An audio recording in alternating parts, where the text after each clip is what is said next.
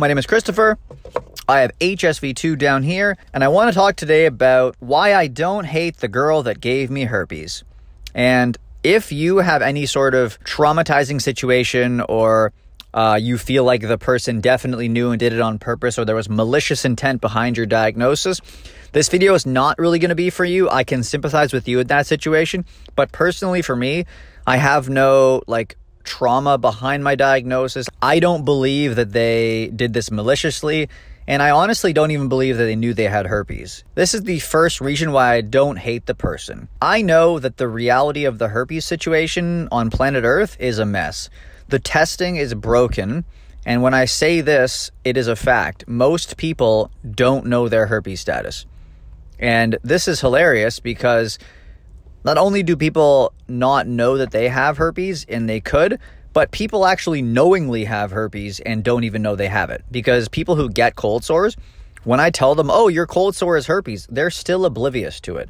So in reality, most people don't even acknowledge or know their herpes status because testing is not accurate for the most part, and most people are not tested for herpes ever in their life. They just assume that they've been tested, or they assume they don't have it because they have these expectations of what it really is in their head, and it's nothing like that.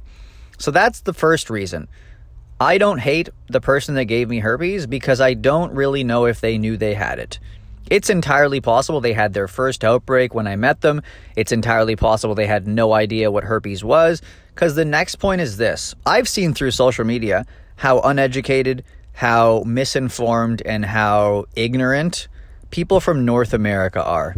And we had sex ed. At least most of us had sex ed.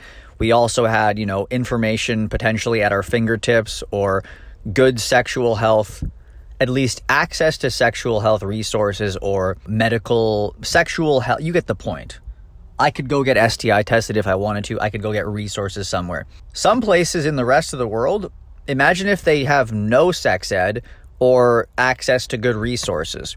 If you look at how misinformed people are that do have access to resources and had sex ed, imagine how unintentionally misinformed people are who have no idea about herpes.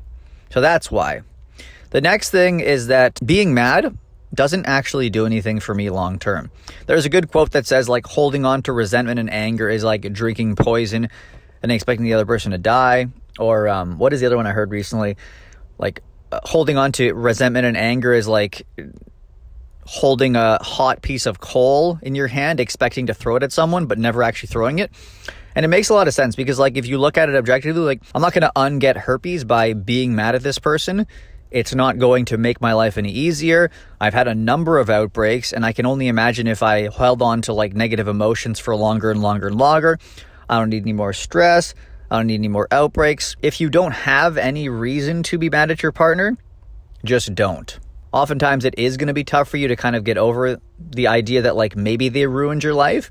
But I do believe that it's in our control to figure out why our life isn't ruined. Going back to the previous video or the next video about changing your identity about yourself, it's within our control to decide whether or not we're going to let this ruin our life or not. Maybe in some ways, this could have been a good thing that happened to you. But bro, how could it be? How could it be? There are ways to spin it into a positive thing. And while it may be something you don't want to do, why would I ever want to see the positive? Because you don't really have any other choice, which is the blunt truth. You can either spend your whole life, which time is not renewable, keep that in mind, people, spend your whole life in a negative vibrational state about your herpes status, or realize that you're going to probably have to live your whole life with this, for better or worse. And there is ways to spin it into a positive thing. I've managed to, and maybe you yourself want to become an advocate, or maybe you want to speak out about it, or maybe there is a positive thing that you can find, whether it's now or whether it's in the future, about why this happened to you. The next reason is kind of a funny one. I live in Canada, and I don't feel like I'm automatically conditioned to just sue, hate, just take action before thinking. And I'm not going to call out America, but I am going to say that it seems like it's a cultural thing to just be involved in some sort of lawsuit all the time. And whether it's the programming, similar to how the herpes stigma is kind of programming, I personally didn't think like, okay, I need to sue this person as my first step. For me, it was kind of like, oh shit, this happened to me. I wonder why this happened. I wonder if they knew. I don't think I ever had any malicious intent towards this person, because I felt like anything that I would do would potentially be more severe than me getting herpes from them. And maybe there is some of you out there who do have like a logical reason to actually sue someone, but I think like question those beliefs too, question the fact that like, is the action I'm going to take really warranted based on the facts of this situation? Based on the fact that nobody really knows, or it's not even, tested for, or is it going to have any long-term health consequences for me? Those sorts of things.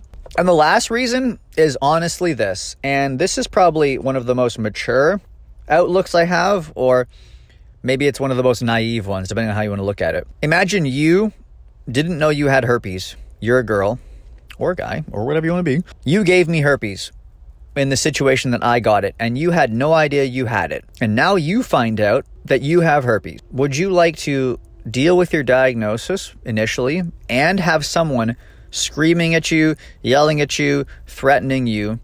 Or would you like someone to approach you with like, oh, how did this happen? Did you know? Do you want to get tested together? What does this mean for you? Because I guarantee that at least for some period of time, the girl I contracted herpes from had similar thoughts to you guys. Like, what does this mean for me now? Did I pass it to anybody in the past? How do I disclose? Do I feel shame? And if I was to just add on top of that all of this extra hate and anger and frustration, that's only going to make things worse between us. And maybe I can be the bigger person and actually provide them with support if they need it, or give them some education or something. And this is like either, naive or mature, but it's almost as though I took my diagnosis from the person who gave it to me and was able to give them support. Kind of makes no sense, but I truly believe that like I'm either coping for my diagnosis, or I just am not going to ever let this bother me or hold me back or anything. And I want all of you to kind of get to that point too, because I had some thoughts recently as well. Like, I believe that all of you can get to where I am, or at least get to even farther in terms of success or acceptance or having your best life. And I almost feel like if I'm not able to give you enough support or find the reasons why we can all get there, I would have failed. Because I truly believe as well that everything is within our control for the most part. We can't control someone's rejection of us, basically. But what we could do is make ourselves as desirable as possible so we're less likely to be rejected. I think a lot of us still kind of live in the world of there's no point in trying to be my best because I'm already too far gone, or I'm already labeled with this. And watch the previous video or the next video or the identity video, because all of the things that are going to get you back on track are entirely within your control. Anyways, I hope this helped. Maybe it shed some light on different ways how you can kind of eliminate some of that hatred for the person, resentment, anger, or maybe it'll kind of give you some reasons as to how you can shift your thinking around your emotions towards your gifter. And if it doesn't help, that's okay too. Extra help in the description box if you're looking for that. See you guys in the next video. Wait, love you, miss you, hope you're doing well? Yeah, see you guys next time. Also, free disclosure templates, link in the description if you guys want to learn how to disclose. Just made those last week. Hope they help.